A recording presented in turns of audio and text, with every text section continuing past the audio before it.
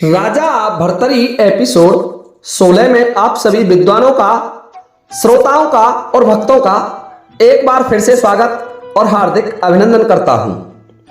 आज मेरे पास प्रसारित करने के लिए जो कमेंट है वो कमेंट करने वाले हमारे महान सब्सक्राइबर श्रीमान सोहन लाल जी हैं। और सोहन लाल जी लिखते हैं, गुरुजी प्रणाम। गुरुजी, राजा भर्तरी एपिसोड 16 आपने प्रकाशित नहीं किया है, जल्दी जल्दी एपिसोड प्रकाशित करें। तो देखिए श्रीमान सोहन लाल जी, आपका हमारे YouTube चैनल पर हार्दिक स्वागत और अभिनंदन है। साथ ही आपको मैं एक जानकारी भी देना चाहूंगा कि मेरे पास अभी से नल पुराण इतिहास के कई एपिसोड बाकी हैं और उन्हें जब मैं पूर्ण कर दूंगा तो आपकी सेवा में जल्दी जल्दी राजा भर्तरी के एपिसोड प्रसारित करूंगा। अब मैं आइए आपका ध्यान राजा भर्तरी एपिसोड 15 से जोड़ता हूं। मैंने एपिसोड 15 में बताया था कि राजा विक्रम को जब उस बालक से यह सूचना मिलती है, वह बालक जानवरों की भाषा समझता था और जब बंजारों के उस खेमे में से उस बालक की बात सुनी तो राजा विक्रम मन में विचार करने लगे कि मुझे मेरा भाग्य आजमाना चाहिए। मैं इस वृक्ष पर बैठा बैठा क्या करूंगा? अगर ये लड़का सच कहता है तो मुझे अपना भाग्य आजमाना चाहिए और इस परिस्थिति का लाभ उठाना चाहिए। विक्रमादित्य को बालक की आवाज कुछ जानी पूछी सी लग रही थी। विक्रमादित्य सोचने लगे कि ये आवाज मुझे मेरे छोटे भाई की सी लगती है, परंतु देखा जाएगा, बाद में देखूंगा। इसलिए विक्रमादित्य पेड़ से चुपचाप उतरे और अपना भाग्य आजमाने के लिए उस नदी की तरफ चल दिए। एक कोस चलने पर जब राजा विक्रमादित्य एक कोस आगे निकल गए तो उन्हें वास्तव में एक नदी दिखाई दी। विक्रमादित्य उस नदी के पास गए तो पता चला कि नदी में बहुत भयंकर बाढ़ चल रही है। घुटनों के बल नीचे तक पानी में बैठ जाते हैं राजा विक्रम और सोच रहे हैं कि मुझे यहीं प्रतीक्षा करनी होगी। उस बालक ने उस औरत के बहकर आने की सूचना मुझे दी थी, वो इसी स्थान पर मिलनी चाहिए। कुछ देर बाद एक काली वस्तु बहकर आती हुई दिखाई दी। जब पास आई तो विक्रम को पता चला कि यह किसी भैंस का शव है। वह आगे बह गई और फिर उसी ठंडे पानी में राजा विक्रम खड़े होकर के उस महिला के शव का इंतजार करने लगे। कुछ देर हुई, उसके बाद वह महिला का शव बहता हुआ आ रहा था। पास आने पर ज्ञात हुआ कि यह स्त्री की लाश है। विक्रमादित्य ने उस भयंकर ठंड वाली रात्रि में उस स्त्री की लाश को खींचकर किनारे पर ले लिया। उसके पास देखते हैं कि वह आभूषणों से लदी हुई है। राजा विक्रम ने उसके संपूर्ण स्वर्ण आभूषण खोल लिए। विक्रमादित्य सर्दी से धूजते हुए बंजारों के डेरे की तरफ चले जाते हैं। काफिले में अंतिम गाड़ी में 4 रुई के बोरे रखे थे। जो बंजारों का काफिला था उसमें 4 बोरे रखे थे गाड़ी में। विक्रमादित्य ने सोचा इस रुई के बोरे वाली गाड़ी में बैठ जाना चाहिए। रुई के कारण सर्दी भी नहीं लगेगी और रात्रि के अंधेरे में बोरे वाली गाड़ी में छिपकर बैठने में इन बंजारों को पता भी नहीं चलेगा। रात्रि का फायदा उठा करके राजा विक्रम उन बंजारों के खेमे में जो रुई वाली गाड़ी थी उसमें छिप करके बैठ जाते हैं। उसी बंजारे के काफिले के पास वह प्रभव था जो राजा विक्रम का छोटा भाई था, उसी काफिले के साथ चला आया था। अब देखिए, ध्यान से सुनने की बात है। राजा विक्रम मन में सोचने लगे कि अगर ये बालक प्रभव है तो मैं इसे नजदीक आएगा तो पहचान सकता हूं। जब प्रभव नजदीक आया तो विक्रमादित्य को दिखाई दिया कि यही उसका छोटा भाई प्रभव है, परंतु इसको सर्प ने काट लिया था। इन बंजारों ने इसे जीवित कैसे कर लिया? राजा विक्रम सोचने लगे, जो भी कुछ सही, लेकिन इन बंजारों से आखिरकार मुझे अपने छोटे भाई को मुक्ति दिलानी होगी। यह सोच करके राजा विक्रम मन में विचार कर रहे हैं कि अब मुझे कोई चाल चलनी चाहिए। इसके लिए जो सोने के आभूषण थे राजा विक्रम ने एक कपड़ा खोलकर उसमें रख लिए आभूषण जोड़े के रूप में थे, डबल थे। और राजा विक्रम मन में सोचने लगे कि ये आभूषण जोड़े के रूप में हैं। मैं ऐसा करता हूं, इनमें से एक एक आभूषण अपने पास रख लेता हूं। एक थैली में रख लिए और एक एक आभूषण दूसरी थैली में रख करके उस बोरे में रख दिए जिसमें रुई रखी हुई थी। और राजा विक्रम दूसरी गाड़ी में छिप करके बैठ गए। विक्रमादित्य ने सोचा कि ये करिश्मा करके मैं काफिले का सारा माल मेरे अधिकार में कर सकता हूं, इसलिए सूर्य उदय होने की प्रतीक्षा करने लगे। जब सूर्य निकल आया और एक बड़े शहर के पास जब काफिला पहुंचा तो ठीक अवसर देखकर राजा विक्रमादित्य अचानक उस गाड़ी से कूद पड़े और चिल्लाने लगे जोर जोर से, मैं लुट गया, मैं लुट गया, मेरा माल लूट लिया इन बंजारों ने, ये लुटेरे हैं। श्रोताओं, उसकी आवाज सुनकर के वहां लोग एकत्र हो गए। भीड़ ने पूछा, तुम्हारे साथ क्या हुआ? विक्रमादित्य ने बताया कि काफिले के सरदार ने मेरे गहने छीन लिए हैं। देखिए श्रोताओं, जब ये बात सुनी तो सरदार कहने लगा कि तुम झूठ बोल रहे हो। विक्रम बोला कि मैं कोई झूठ नहीं बोल रहा हूं, इसने मेरे सारे गहने छीन लिए हैं। देखिए श्रोताओं, मामला इतना बढ़ गया कि सरदार को तो यह पता ही नहीं था। जो बंजारों का सरदार था वो तो अनभिज्ञ था, वो राजा विक्रम को जानता ही नहीं था। परंतु राजा विक्रम कहने लगे कि ये मेरा चोर है। सरदार और राजा विक्रम में मामला बढ़ जाता है। वह उपस्थित लोग उन्हें राजा के पास ले गए और राजा के दरबार में भी भीड़ एकत्र हो गई। भीड़ को देख करके सरदार के काफिले के आदमी व रात वाला बच्चा भी भीड़ के सामने आकर के खड़ा हो गया। राजा विक्रमादित्य को रात को बच्चे में अपने प्रभव की आवाज सुनाई दी थी और पहचानने में कुछ शंका हुई थी। जब विक्रमादित्य ने काफिले के आदमियों के साथ उस बालक को खड़े देखा, नजदीक था, तो और अच्छे तरीके से पहचान गए कि ये मेरा प्रिय भाई प्रभव है, मैं इसे अवश्य छुड़ाऊंगा। इसको सर्प ने खा लिया था, उसके कारण इसकी मृत्यु हो गई थी। विक्रमादित्य ने प्रभव को छुड़ाने का निश्चय कर लिया। राजा के पास जब राजा विक्रम और बंजारों का सरदार पहुंचा तो पहले राजा ने विक्रमादित्य से पूछा, तुम्हारे साथ क्या हुआ, तुम कैसे लौट गए? तब विक्रमादित्य ने कहा कि हे महाराज, मैं एक व्यापारी हूं। व्यापार करने के लिए मैं अपने शहर से दूसरे शहर जा रहा था, परंतु क्या बताऊं महाराज, मार्ग में मुझे रात हो गई और इधर से इस सरदार का एक काफिला गुजर रहा था। मैंने सरदार से पूछा कि प्रातः काल होने तक मुझे काफिले के साथ ले चलो, तो सरदार ने मुझे अपनी बैलगाड़ी में बैठा लिया। रास्ते में सरदार ने जब जंगल देखा कोई नहीं था तो इन सब ने मिलकर के मुझे लूट लिया। मेरे पास परदेश में व्यापार करने के लिए सोने के जेवर थे, सरदार ने मेरे सोने के जेवर छीन लिए। फिर राजा ने सरदार से पूछा, कहा कि ये जो आदमी कह रहा है क्या ये सत्य है? सरदार कहने लगा कि नहीं महाराज, ये सब झूठ बोल रहा है, मैं तो इसे जानता ही नहीं हूं, ना तो ये हमको रात में मिला और ना मैंने इसे कभी पहले देखा। यह ना जाने कब काफिले में गाड़ी में आकर के बैठ गया, हमको तो ये पता भी नहीं चला। और जब ये स्वयं एक गाड़ी से कूदकर चिल्लाने लगा तब हमको पता चला। पर विक्रमादित्य कहने लगे कि नहीं महाराज, ये व्यक्ति झूठ बोल रहा है, मेरा नाम विक्रमादित्य है, मेरे पास सोने के आभूषण जोड़े के रूप में थे। हे राजन, मैंने उन आभूषणों को दो भागों में बांट लिया था।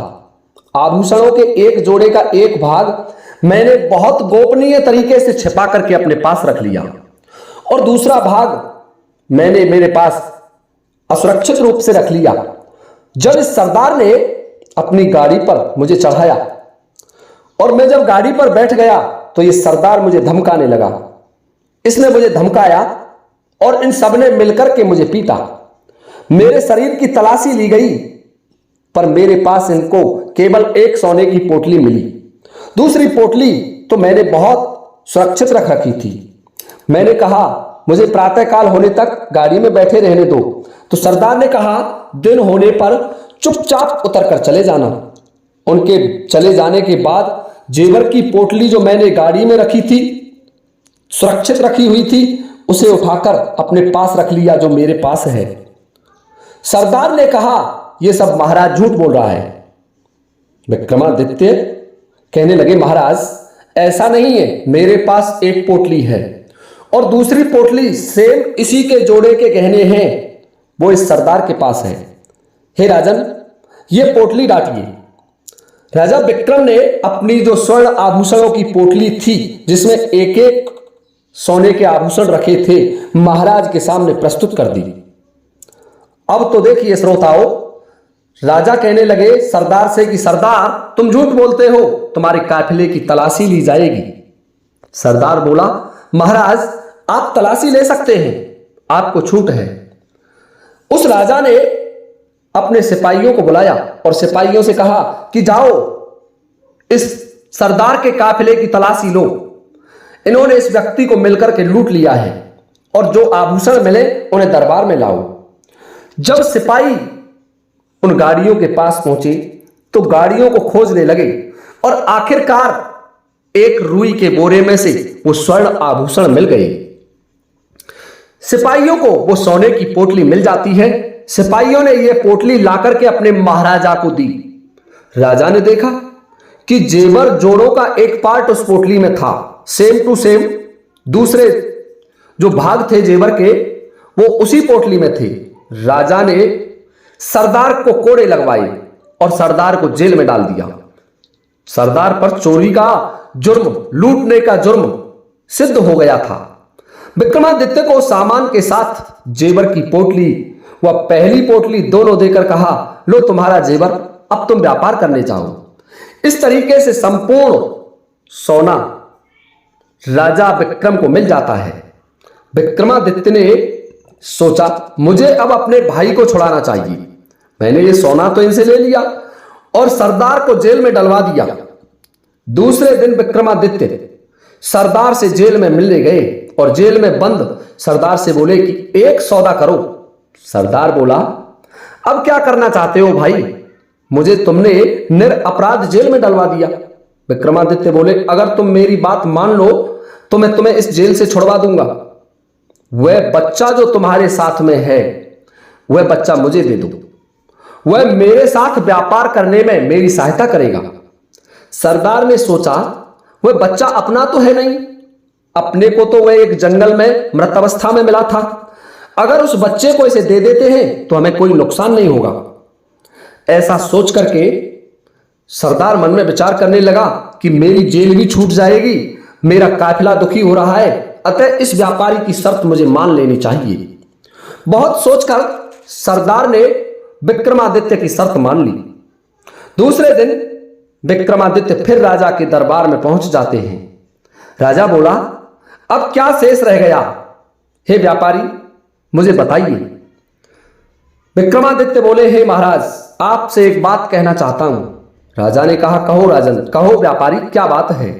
कि हे महाराज, आपने मेरा सारा जेवर तो सरदार से मुझे दिला दिया, आपने कोड़े लगाकर सरदार को दंडित भी कर दिया।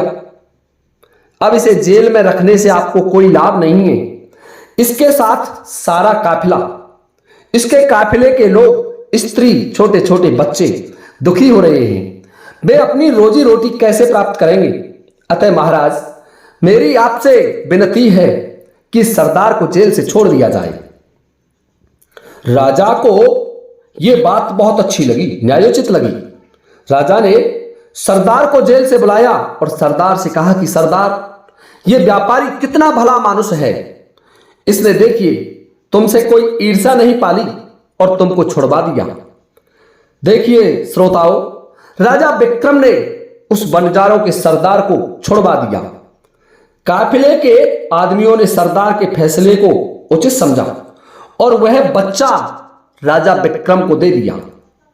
राजा विक्रम उस बच्चे को ले लेते हैं, बड़े प्रसन्न होते हैं और बंजारों का काफिला राहत महसूस करता हुआ आगे बढ़ जाता है। काफिले के सरदार को जेल से मुक्त कराने व अपने भाई को काफिले के सरदार के पंजे से मुक्त कराने में विक्रमादित्य ने अपनी तीव्र बुद्धि का प्रयोग किया।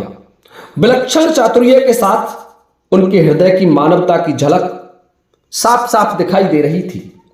विक्रमादित्य भी अपने छोटे भाई प्रभव को चतुराई पूर्वक उन बंजारों से मुक्त कराने के बाद आगे बढ़ जाते हैं, आगे चल देते हैं अपनी तपस्या करने के लिए। राजा विक्रम सोच रहे हैं कि अब मैं उज्जैन तो जा नहीं सकता, मुझे मेरी मातृभूमि तामावती के दर्शन करने हैं। और तामावती यहां से बहुत दूर है, क्योंकि उज्जैन और राजस्थान में चाक्षु बहुत दूरी पर है। तो राजा विक्रम प्रभव के साथ जंगलों में भटक जाते हैं।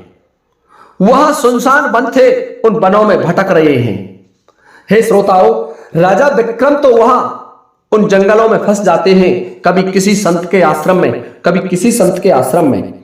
परंतु अब आपको यह कहानी 3 जगह से चलेगी। अब आपका ध्यान मैं वापस इसके मूल में लेकर के जाता हूं, जो कहानी का प्रारंभिक भाग था वहां ले जाता हूं।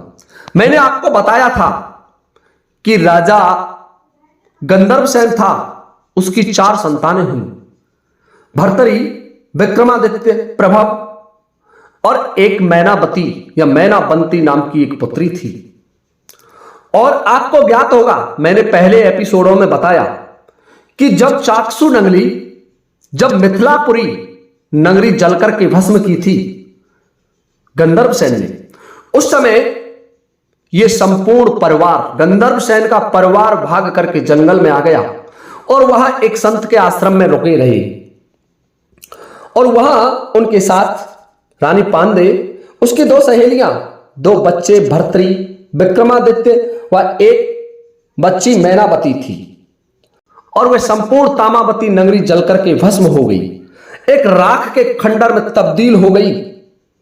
अब ध्यान से सुनने की बात है, जब तामावती जलकर के नष्ट हो गई तो राजा विक्रम, भर्तरी, मैनावती और पांडे आकर के ऋषि के आश्रम में रुक जाते हैं। ऋषि के आश्रम में जब वो ठहरे हुए थे तो कांचन नगरी के महाराजा अग्रसेन अपने गुरु के पास दर्शन करने के लिए आए थे। आश्रम में कांचन नगरी के राजा अग्रसेन के सामने संत महाराज ने गंधर्वसेन के परिवार की बड़ाई की थी और अपनी जो बहन थी भर्तरी की, मैनावती का विवाह उस संत के आदेशानुसार महाराज अग्रसेन ने अपने पुत्र त्रिलोकचंद के साथ संपन्न करवा लिया था। तो देखिए श्रोताओं, ध्यान से सुनने की बात है, मैनावती का विवाह त्रिलोकचंद के साथ हो जाता है और त्रिलोकचंद अपने राज्य को लौट जाते हैं मैनावती से विवाह करने के बाद। मैनावती बड़ी सुशील, दक्ष और रूपवान, क्योंकि वह तो गंधर्वसेन की पुत्री थी और मैनावती भर्तरी, विक्रमादित्य व प्रभव की छोटी बहन थी, जो रानी पांडे की पुत्री थी। मैनावती के कांचन नगरी में त्रिलोकचंद के अंश से 2 संतानें पैदा हुई, एक पुत्र और एक पुत्री। पुत्र का नाम था गोपीचंद और पुत्री का नाम था चंपा, यह चंपावती भी वर्णित है। ध्यान से सुनने की बात है, दोनों संतानें मैनावती की धीरे धीरे बड़ी हो रही हैं। संतानें बड़ी होती जा रही हैं। श्रोताओं ध्यान से सुनिए, बड़ी मार्मिक कहानी है। यहां से गोपीचंद की कथा आरंभ होगी और गोपीचंद की कथा का भी जो जोड़ है, संबंध है, वो राजा भर्तरी से ही आकर के मिलेगा। मैं आपको ये कथा संपूर्ण भाग आपकी सेवा में प्रकाशित करूंगा और अब आपसे लेता हूं अनुमति इस वीडियो को विराम देने की। यहां से आगे का वर्णन मैं आपकी सेवा में अगले वीडियो में लेकर के उपस्थित हो जाऊंगा। तब तक के लिए जय हिंद,